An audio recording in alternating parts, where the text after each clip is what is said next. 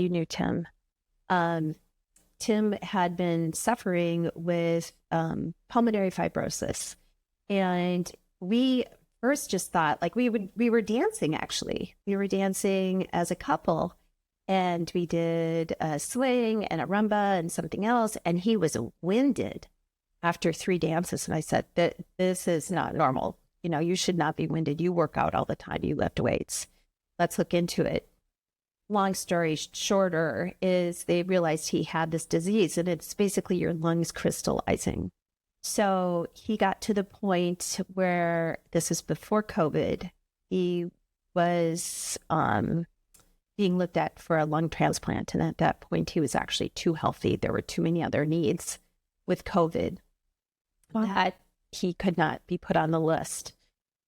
Move forward into 22, and he was on oxygen 24/7, pretty much, still working out. But they did another assessment, and at that point, he was just on the cusp of being too old at 73. But didn't drink, didn't smoke, exercised 5 days a week. I mean, he checked all the boxes, and so they were willing to take the risk. And so he had the surgery in September of 22 and never left the hospital, and he passed away August of 23.